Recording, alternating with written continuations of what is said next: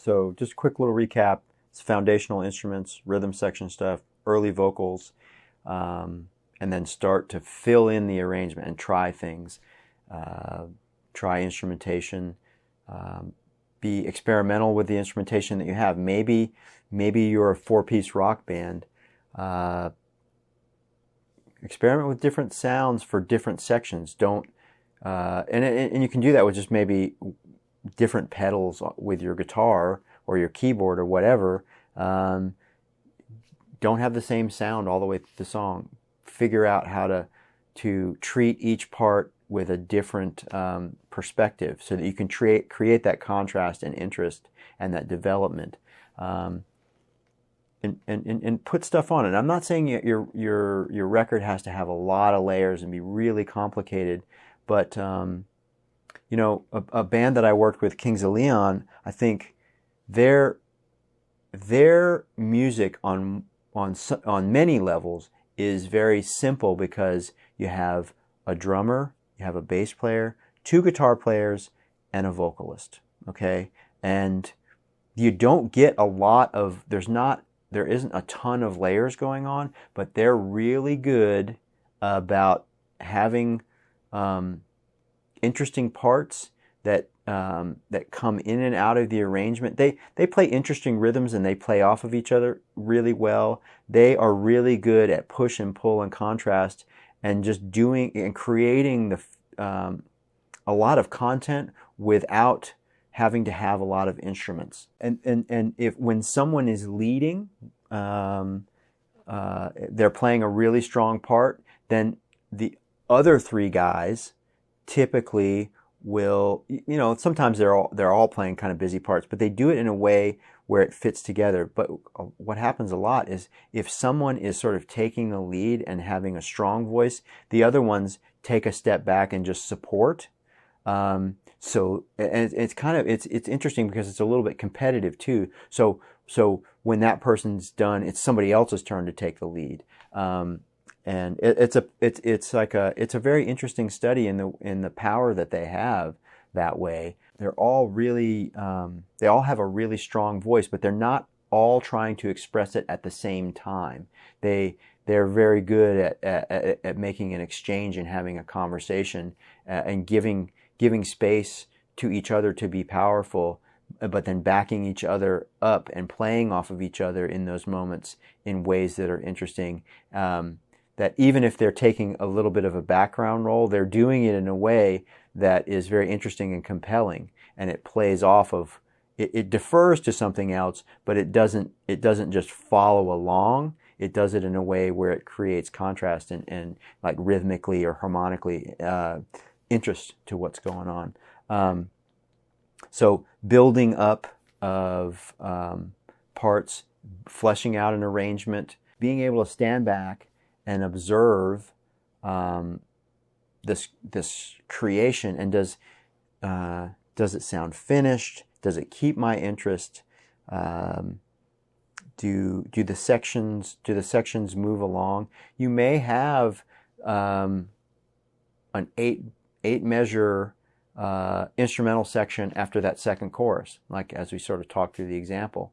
Well, when you feel like you're getting close to completion and you step back and you listen to the record, it's like, does that 8-measure instrumental section hold your interest and feel vital and compelling the whole time? If it doesn't, cut it in half.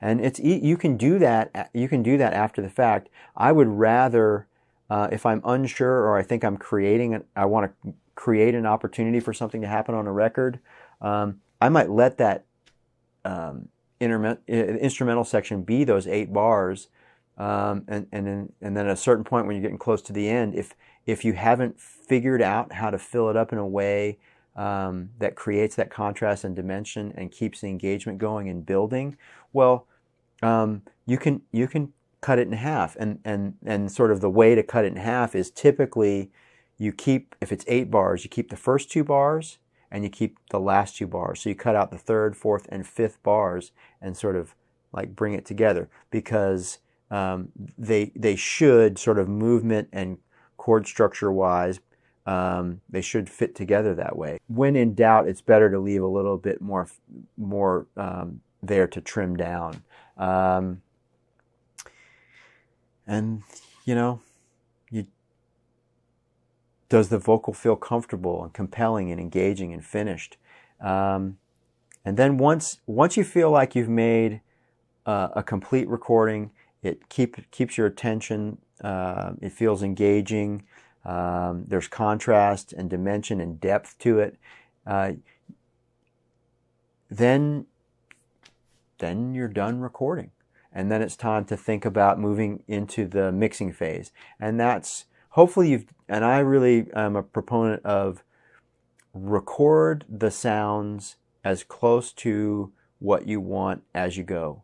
Build the intention, have the information there so that as you're adding that second keyboard part to the second chorus and the third chorus, that the other keyboard that's already there and the other sounds that are already there, that they have a personality, have a definition, and you know where that new sound has to fit in for it to be heard, but then also support and not take away from what's already there, but to sort of find its own voice, its own personality.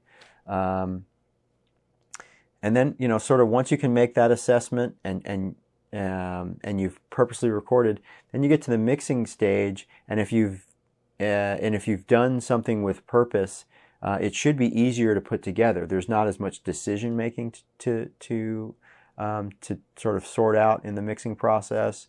The record kind of sounds like how it should already. Now, not to say that mixing is a breeze and you just throw up the faders and it's done.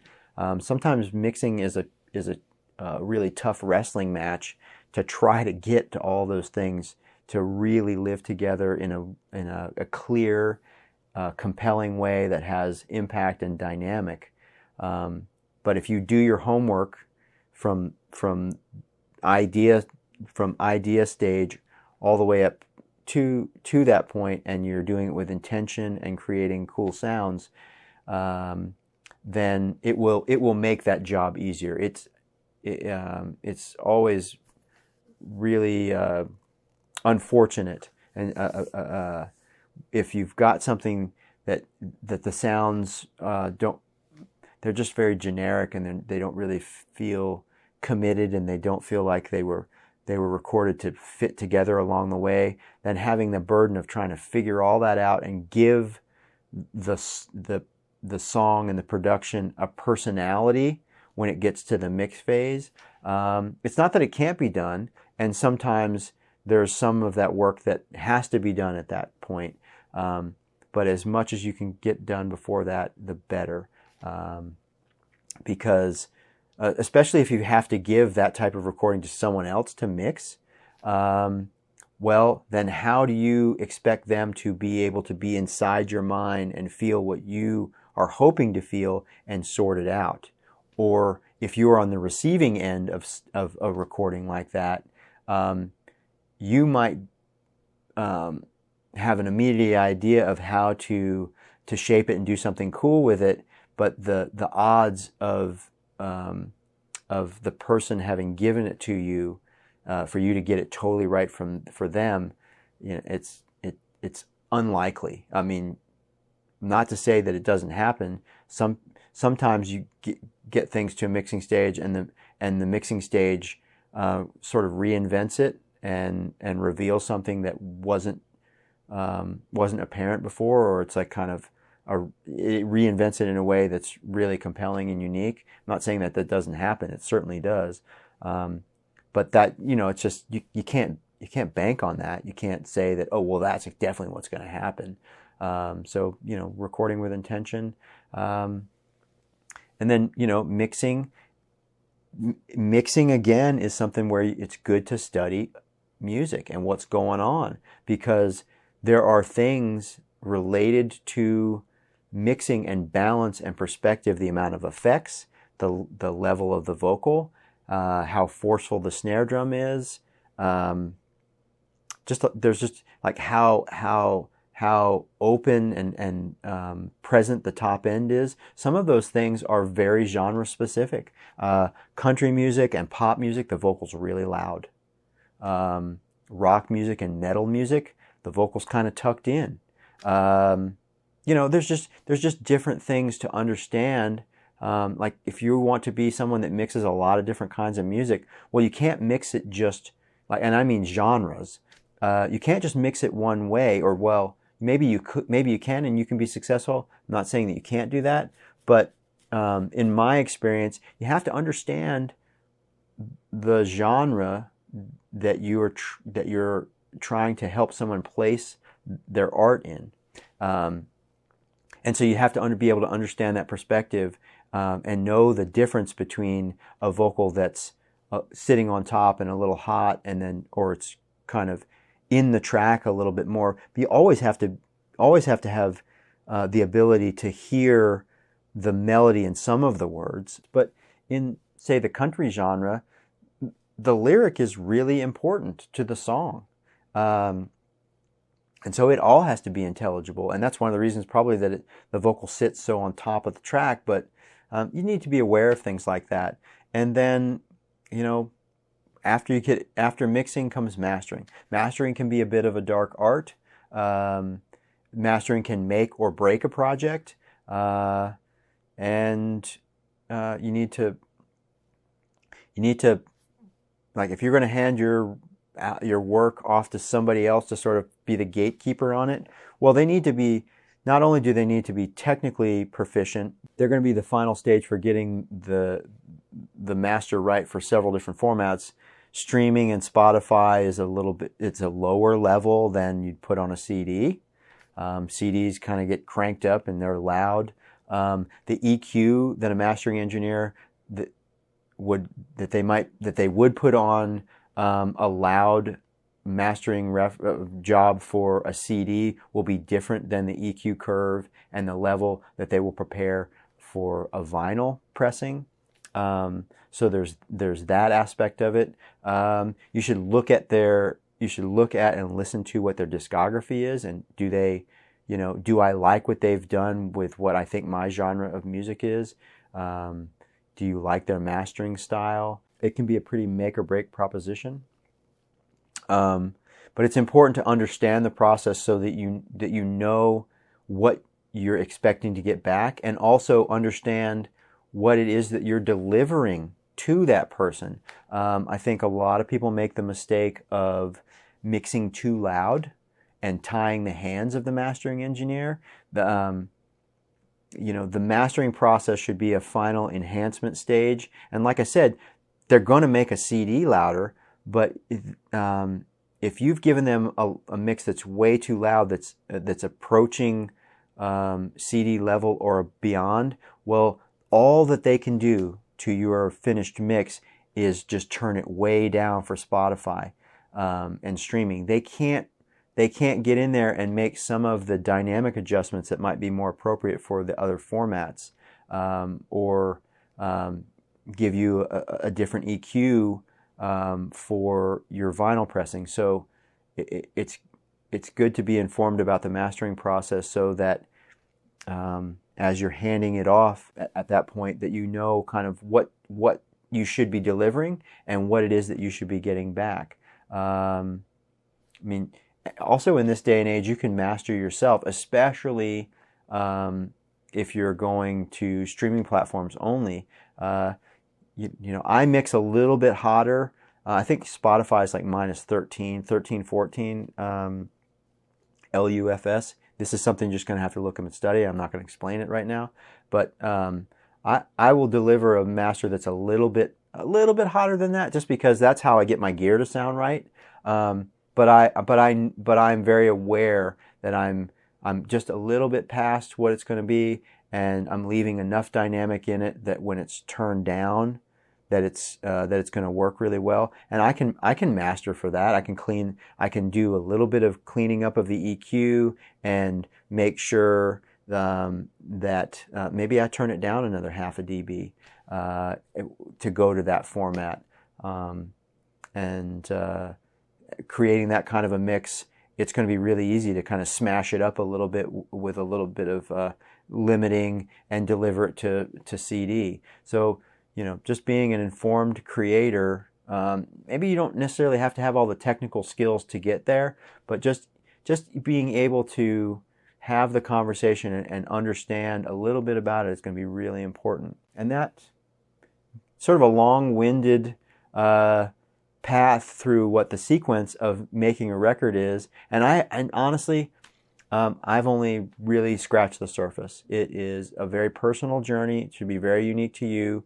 The more information you have and the more considered of an effort you make, the better off you'll be in the end. But that's not to say that you should spend 2 years making your record and laboring over it and not committing. That's not what I'm saying. Work effectively, work quickly, have a document of your work, be able to share it, be able to take it through a progression, experiment with your arrangement, make decisions that make your record sound like your record before you get to mixing. Mixing is a very important. It is probably, in terms of like bringing it all together and putting a bow on this package that you've built. The mixing is very important, and then understanding, mastering how it translates out into the world.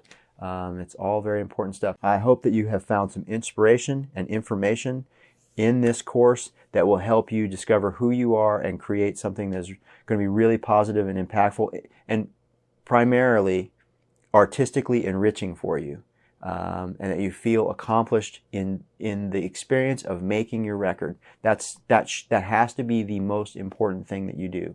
You have to feel like it was a good experience and it was accomplished in some way. You have to get some meaning out of it. You need to put some meaning into it, and that's got to be the most important thing. Make art that makes you feel good, and then all the rest of it will hopefully take care of itself, and you will have the success and experience that you desire. That is the hope for sharing this information, and I wish you a great deal of luck.